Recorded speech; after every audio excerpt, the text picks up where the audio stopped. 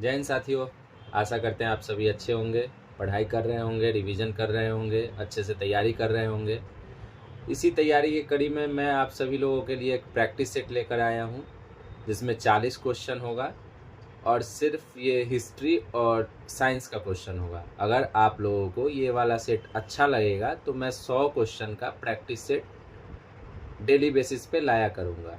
तो आप लोग ज़रूर कमेंट करिएगा, ज़रूर अपना रिव्यू दे दीजिएगा कि कैसा है क्वेश्चन, किस लेवल का है और ये सही है, आप लोगों के लिए अच्छा है कि नहीं, ज़रूर बताइएगा। तो चलिए हम लोग शुरू करते हैं। तो शुरू करते हैं। 40 क्वेश्चन का ये सेट है, इसमें 20 क्वेश्चन हिस्ट्री से है, 20 क्वेश्चन साइंस से है। आप लोगों को अच्छा लगेगा तो ज़रूर कमेंट करिएगा ताकि हम आगे भी ये वीडियो बनाते रहें। पहला क्वेश्चन है, भारत में पशुपालन एवं कृषि के प्राचीनतम साक्ष्य कहाँ से प्राप्त हुए? तो भारत में पशुपालन एवं कृषि के प्राचीनतम साक्ष्य हम लोगों को मेहरगढ़ से मिला है। मेहरगढ़ वर्तमान में कहाँ है? तो मेहरगढ़ वर्तमान में पाकिस्तान में है, पाकिस्तान के बलूचिस्तान प्रांत में है। दूसरा क्वेश्चन है, भारत का सबसे बड़ा हड़प्पा पुरा स्थल कौन है? तो भारत का सबसे बड़ा हड़प्पा पुरा स्थल हो जाएगा राखीगढ़ी। राखीगढ़ी कहाँ है? तो राखीगढ़ी हरियाणा में है। वहीं आलमगीरपुर उत्तर प्रदेश में है, जो कि हड़प्पा सभ्यता का सबसे पूर्वी स्थल था। कालीबंगा कहाँ है? राजस्थान में है। नेक्स्ट क्वेश्चन है तीसरा, गौतम बुद्ध की माँ किस वंश से संबंधित थी? तो गौतम बुद्ध के माँ का क्या नाम था? गौतम बुद्ध के माँ का नाम महामाया देवी था और इनकी मौसी का नाम क्या था? प्रजापति गौतमी था। और ये किस वंश से संबंधित है? ये कोलिये वंश से संबंधित है। नेक्स्ट क्वेश्चन है, कनिष्क के शासनकाल में बौद्ध सभा किस नगर में आयोजित हुई थी? तो कनिष्क के शासनकाल में बौद्ध सभा कश्मीर में आयोजित हुई थी। वहीं पहला बौद्ध संगीति किसके काल में होता है? तो अजातशत्रु के काल में होता है। और कहाँ होता है? तो पहला बौद्ध संगीति राजगीर में होता है। वहीं दूसरा बौद्ध संगीति कहाँ होता है? तो दूसरा बौद्ध संगीति वैशाली में होता है। और किसके काल में होता है? कालाशोक के काल में होता है। तीसरा बौद्ध संगीति अशोक के टाइम में पाटलिपुत्रा में होता है। वहीं चौथा बौद्ध संगीति कश्मीर में कनिष्क के टाइम में होता है। नेक्स्ट क्वेश्चन है, कौटिल्य के अर्थशास्त्र में किस पहलू पर प्रकाश डाला गया है? तो कौटिल्य के अर्थशास्त्र में राजनीतिक नीतियाँ पे प्रकाश डाला गया है। कौटिल्य का अर्थशास्त्र किससे संबंधित है? तो राजनीतिक से संबंधित है। और ये किस समय का है? तो ये मौर्य वंश के टाइम का है। नेक्स्ट क्वेश्चन है, आमीरे को ही एक नया विभाग किस सुल्तान द्वारा शुरू किया गया था? तो आमीरे को ही जो है एक विभाग था जो मध्यकालीन टाइम में रहा है और ये शुरुआत किए थे कौन? मोहम्मद बिन तुगलक। ये कृषि से संबंधित विभाग था। तो इसका आंसर क्या हो जाएगा? इसका आंसर हो जाएगा मोहम्मद बिन तुगलक। नेक्स्ट क्वेश्चन है, विजयनगर साम्राज्य के संस्थापक कौन थे? तो विजयनगर साम्राज्य के संस्थापक हरिहर और बुक्का थे। हरिहर और बुक्का अपने पिता संगम के नाम पर संगम वंश का स्थापना किए थे। तो इसका आंसर क्या हो जाएगा? C option, Harihar and Bukka. Next question है, अलाई दरवाजा का निर्माण किस सुल्तान ने करवाया था? तो अलाई दरवाजा का निर्माण किस सुल्तान में कराया था? ऑप्शन ए है आपका इल्तुतमिश, ऑप्शन बी है बलवन, ऑप्शन सी है अलाउद्दीन खिलजी और ऑप्शन डी है फिरोज शाह तुगलक। तो इसका आंसर हो जाएगा अलाउद्दीन खिलजी। अलाउद्दीन खिलजी ने अलाई दरवाजा का निर्माण कुतुब मीनार के निकट करवाया था। ठीक है। नेक्स्ट क्वेश्चन है, अंतिम मौर्य सम्राट कौन था? ऑप्शन ए है जालोक, ऑप्शन बी है अवंती वर्मा, ऑप्शन सी है नंदीवर्धन और ऑप्शन डी है बृहद्रथ। तो अंतिम मौर्य शासक कौन था? बृहद्रथ था। और इसकी हत्या कौन करता है? इसके सेनापति करते हैं पुष्यमित्र और शुंग वंश की स्थापना करते हैं। तो अंतिम मौर्य शासक कौन हो जाएंगे? बृहद्रथ हो जाएंगे। ठीक है। नेक्स्ट क्वेश्चन, चांदी का सिक्का किसने शुरू किया था? तो चांदी का सिक्का सबसे पहले भारत में कौन शुरू कर रहा है? तो चांदी का सिक्का ऑप्शन के हिसाब से हो जाएगा शेरशाह। ऑप्शन क्या क्या था? अकबर था, शेरशाह था, अलाउद्दीन खिलजी था, बख्तियार खिलजी था। इसमें कौन हो जाएगा? शेरशाह। शेरशाह द्वारा चांदी का सिक्का चलाया गया था जिसको रुपया नाम दिया गया था। नेक्स्ट क्वेश्चन है, किस मुगल शासक ने चित्रकार के लिए कारखाना बनवाया? इसका ऑप्शन ए है हुमायूं, ऑप्शन बी है अकबर, ऑप्शन सी है जहांगीर, ऑप्शन डी है शाहजहां। तो इसका आंसर हो जाएगा हुमायूं। हुमायूं द्वारा चित्रकला के लिए एक कारखाना बनवाया गया था। नेक्स्ट क्वेश्चन है, अष्टप्रधान का गठन किसने किया था? ऑप्शन ए है चंद्रगुप्त, ऑप्शन बी है अशोक, ऑप्शन सी है शिवाजी, ऑप्शन डी है हर्षवर्धन। तो इसका आंसर क्या हो जाएगा? शिवाजी। शिवाजी महाराज के टाइम में ही अष्टप्रधान था, जिसमें पेशवा, अमात्य, वाक्यनवीस, सचिव, सुमंत, सेनापति, पंडितराव और न्यायाधीश शामिल थे। नेक्स्ट क्वेश्चन है, निम्न में से कौन नील जल योजना से संबंधित है, यानी ब्लू वाटर पॉलिसी किससे संबंधित है? तो ब्लू वाटर पॉलिसी पुर्तगाली से संबंधित है। और कौन था? तो फ्रांसिस्को डी अल्मीडा थे, जो कि प्रथम पुर्तगाली वायसराय या गवर्नर थे 1505 से लेके 1509 ईस्वी। नेक्स्ट क्वेश्चन है, बंगाल की खाड़ी में समुद्री डकैती हेतु हुगली का उपयोग कौन करता था? तो इसका ऑप्शन ए है डच, ऑप्शन बी है पुर्तगाली, ऑप्शन सी है फ्रांसीसी, ऑप्शन डी है अंग्रेज। तो बंगाल की खाड़ी में समुद्री डकैती हेतु हुगली का उपयोग पुर्तगाली करते थे। नेक्स्ट क्वेश्चन है, लॉर्ड डलहौजी द्वारा अवध का अंग्रेजी राज्य में विलय निम्न में से किस रीति से हुआ था? ऑप्शन ए है अपहरण की नीति द्वारा, ऑप्शन बी है युद्ध द्वारा, ऑप्शन सी है सहायक संधि द्वारा, ऑप्शन डी है कुप्रशासन के कारण। तो लॉर्ड डलहौजी, जिसका कार्यकाल 1848 से 56 रहा है, इसने व्यापकता का सिद्धांत लाया था, जिससे बहुत सारे राज्य को ये अपने अधीन कर लिया था। उसी में से एक अवध था, और अवध को ये कुशासन के आरोप लगा करके शामिल किया था। तो अवध को व्यापकता के सिद्धांत के तहत नहीं, कुशासन के आरोप लगाकर अपने में शामिल कर लिया था। नेक्स्ट क्वेश्चन है, 1857 के विद्रोह के बाद ब्रिटिश सरकार ने सिपाहियों को किस प्रांत से चयन किया था? तो 1857 विद्रोह के बाद ब्रिटिश सरकार जो है सिपाही को किस प्रांत से चयन करते थे? तो गोरखा, सिख एवं पंजाबी से चयन करते थे। तो किससे करते थे? गोरखा, सिख एवं पंजाबी। ऑप्शन सी हो जाएगा। नेक्स्ट क्वेश्चन है, सूची 1 को सूची 2 से सुमेल करना है।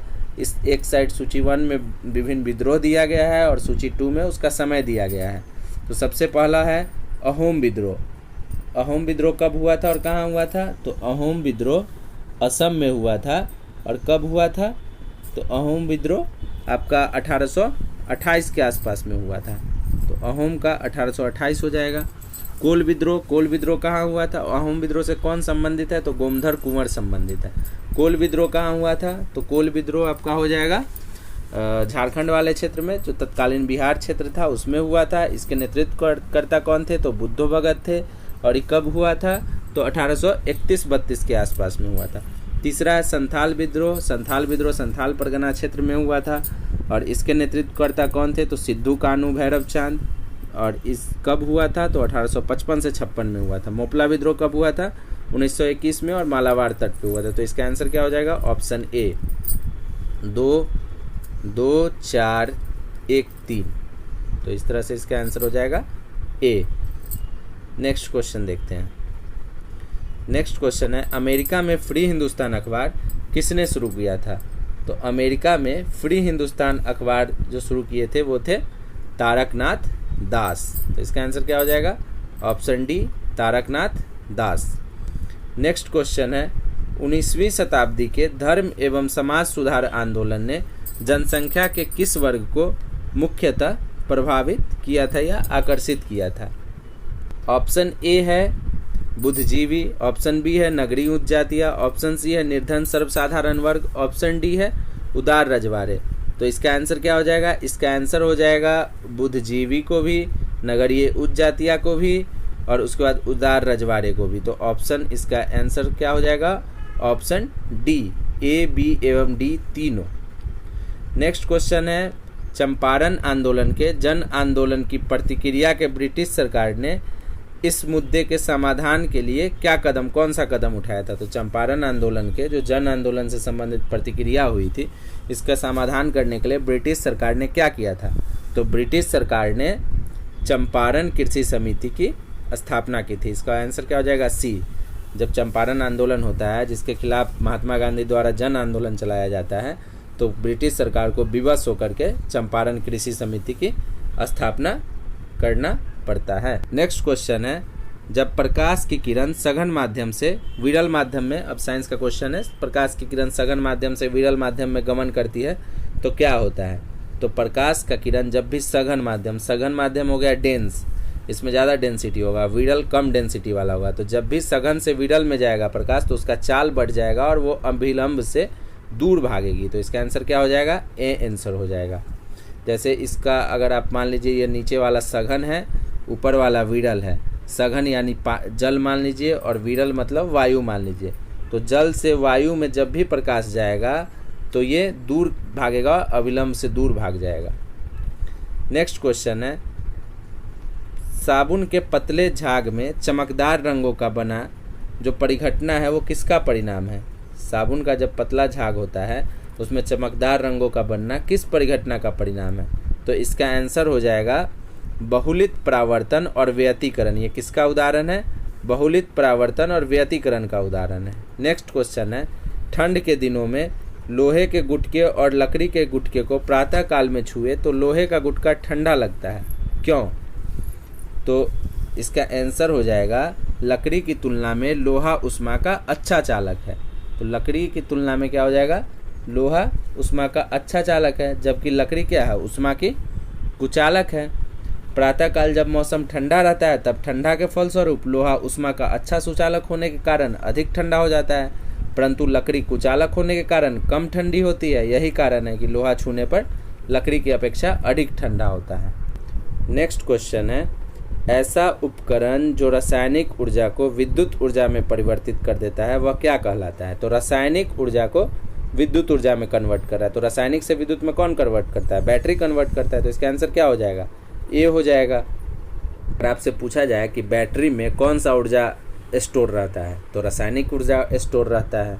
नेक्स्ट क्वेश्चन है, रेडियोधर्मी पदार्थ उत्सर्जित करता है। जो रेडियोधर्मी पदार्थ है वो क्या उत्सर्जित करता है? अल्फा कण, बीटा कण, गामा किरण या उपरोक्त सभी? तो इसका आंसर हो जाएगा ऑप्शन डी, उपरोक्त सभी।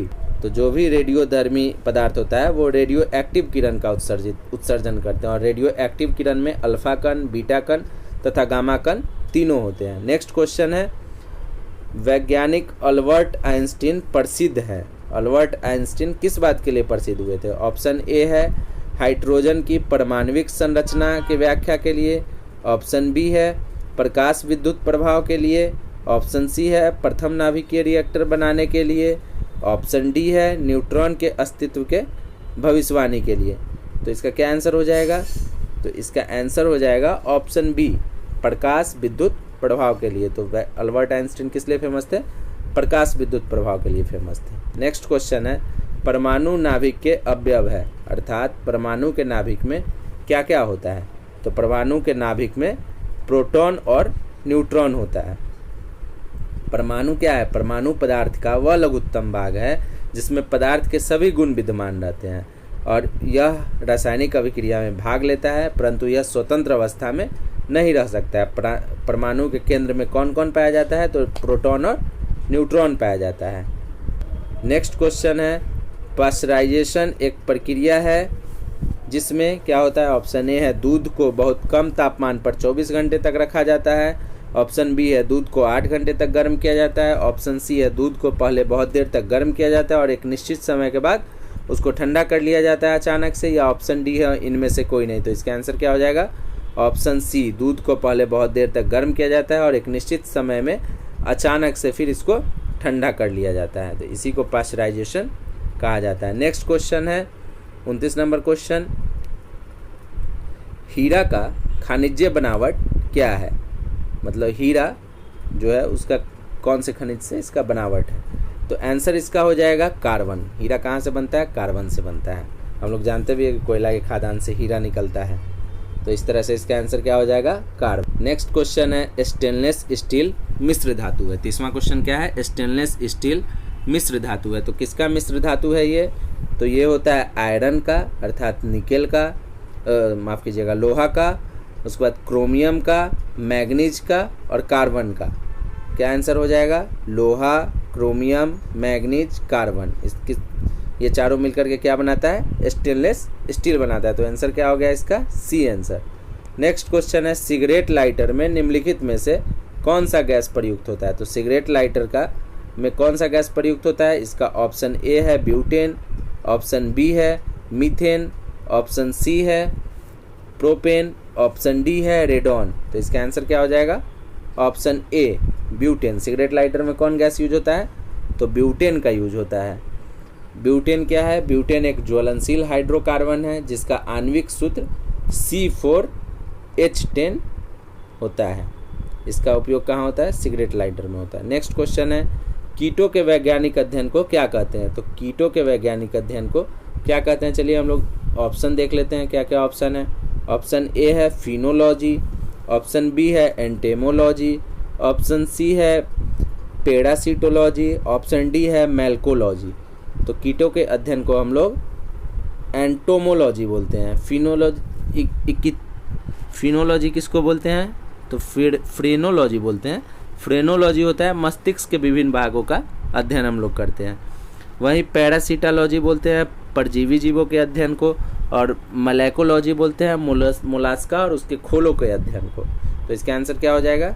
इसका आंसर हो जाएगा बी एंटोमोलॉजी। नेक्स्ट क्वेश्चन है 33 नंबर, जेनेटिक्स निम्न में से किन का अध्ययन है? तो जेनेटिक्स में किस चीज़ का अध्ययन किया जाता है? ये क्वेश्चन पूछ रहा है आपसे। ऑप्शन ए है मेंडल का नियम, ऑप्शन बी है जैव विकास, ऑप्शन सी है डीएनए संरचना, ऑप्शन डी है आनुवांशिकता और विचरण। तो इसका आंसर क्या हो जाएगा? इसका आंसर हो जाएगा आनुवांशिकता और विचरण। जेनेटिक्स किसका अध्ययन है? आनुवांशिकता और विचरण का अध्ययन होता है। नेक्स्ट क्वेश्चन है 34 नंबर, लहसुन की अभिलाक्षणिक गंध किसके कारण होता है? ऑप्शन क्या क्या है? पहला ऑप्शन है क्लोरो यौगिक, दूसरा ऑप्शन है सल्फर यौगिक, तीसरा ऑप्शन है फ्लोरीन यौगिक, डी ऑप्शन है एसिटिक अम्ल। तो इसका आंसर क्या हो जाएगा? सल्फर यौगिक। लहसुन का अभिलाक्षिक गंध सल्फर यौगिक के कारण होता है। वहीं प्याज सरसों के तेल में भी क्या होता है? सल्फर यौगिक ही पाया जाता है। ठीक है। नेक्स्ट क्वेश्चन है, निम्न में से किस समूह के जीवों का डूबने से हुई मृत्यु का पता लगाने में महत्व है? ऑप्शन ए है लाइकेन, ऑप्शन बी है प्रोटोजोआ, ऑप्शन सी है साइनोजीवाणु, ऑप्शन डी है डायटम। तो क्या आंसर इसका हो जाएगा? Option D diatom. डायटम का जो है उपयोग किया जाता है जीवों को डूबने से पता लगाने में। ठीक है। नेक्स्ट क्वेश्चन 36, एंजाइम मूलतः क्या होता है? एंजाइम जो है मूलतः क्या होता है? ऑप्शन ए है वसा, ऑप्शन बी है शर्करा, ऑप्शन सी है प्रोटीन, ऑप्शन डी है विटामिन। तो एंजाइम जो होता है वो होता है प्रोटीन। एंजाइम क्या होता है? प्रोटीन होता है। क्या आंसर हो जाएगा? सी। एंजाइम मूलतः प्रोटीन होता है जिसका निर्माण मूलतः नाइट्रोजनीय पदार्थ या एमिनो अम्ल के संश्लेषण से होता है। नेक्स्ट क्वेश्चन है 37, निम्नलिखित में से किस विटामिन को ऑर्गो कैल्सीफेरॉल कहते हैं? ऑप्शन ए है विटामिन D2, ऑप्शन बी है विटामिन D3, ऑप्शन सी है विटामिन B12 और ऑप्शन डी है विटामिन B6। तो इसका आंसर क्या हो जाएगा? Vitamin D2। विटामिन D2 यानी विटामिन D2 को क्या बोला जाता है? ऑर्गो कैल्सीफेरॉल बोला जाता है। जबकि विटामिन D3 को क्या बोला जाता है? कोलिक कैल्सीफेरॉल बोला जाता है। नेक्स्ट क्वेश्चन है 38 नंबर, निम्नलिखित में से कौन से तत्व सभी प्रोटीन में विद्यमान होते हैं? ऑप्शन ए है कार्बन, ऑप्शन बी है हाइड्रोजन, ऑप्शन सी है ऑक्सीजन, ऑप्शन डी है नाइट्रोजन। तो जान लीजिए कि प्रोटीन के संयोजन में प्रोटीन जो बना होता है वो कार्बन, हाइड्रोजन, ऑक्सीजन और नाइट्रोजन से बना होता है और सभी प्रोटीन में ये चारों विद्यमान होते हैं। तो इसका आंसर क्या हो जाएगा? ए बी सी डी यानी डी आंसर हो जाएगा। डी आंसर हो जाएगा। नेक्स्ट क्वेश्चन है 39 नंबर, निम्नलिखित में से कौन सा हार्मोन स्तन ग्रंथियों से दूध का स्राव होने में महत्वपूर्ण भूमिका निभाता है? तो स्तन ग्रंथियों से दूध का स्राव होने में महत्वपूर्ण भूमिका कौन सा हार्मोन निभाता है? तो ऑप्शन ए क्या दिया गया है? ऑप्शन ए है एड्रिनलिन, बी है थायरॉक्सिन, सी है प्रोजेस्टेरोन, डी है ऑक्सीटोसिन। तो इसका आंसर क्या हो जाएगा? Option D oxytocin. ऑक्सीटोसिन जो होता है ये स्तन ग्रंथि से दूध का स्राव करवाता है। ऑप्शन क्वेश्चन नंबर 40 क्या है? क्वेश्चन नंबर 40 है, वह क्रिया जिसके द्वारा पौधा अपना भोजन तैयार करता है उसको क्या बोला जाता है?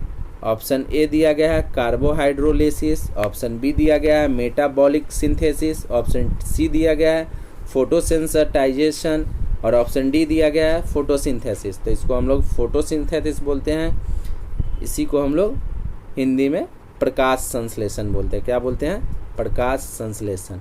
तो इस तरह से दोस्तों 40 क्वेश्चन का ये सेट था। 40 क्वेश्चन हम आप लोगों को बताए हैं। अगर क्वेश्चन अच्छा लगा हो तो ज़रूर आप लोग कमेंट करिएगा। तो दोस्तों 40 वीडियो का ये प्रैक्टिस सेट कंप्लीट हो गया है। आप लोगों को कैसा लगा ज़रूर बताइएगा। कैसा क्वेश्चन का लेवल था, आप लोग कितना बना पाए हैं ज़रूर बताइएगा। अगर अच्छा लगा और इसे रेगुलर रखना है तो आप लोग कमेंट में बताइएगा। मैं इसे रेगुलर करूँगा और कोशिश करूँगा कि इसको 100 क्वेश्चन तक ले जाऊँ। धन्यवाद। वीडियो अच्छा लगा हो तो ज़रूर सब्सक्राइब करिए, लाइक करिए, कमेंट करिए। कोई भी परेशानी हो तो कमेंट करिए, हम ज़रूर आपका रिप्लाई देंगे।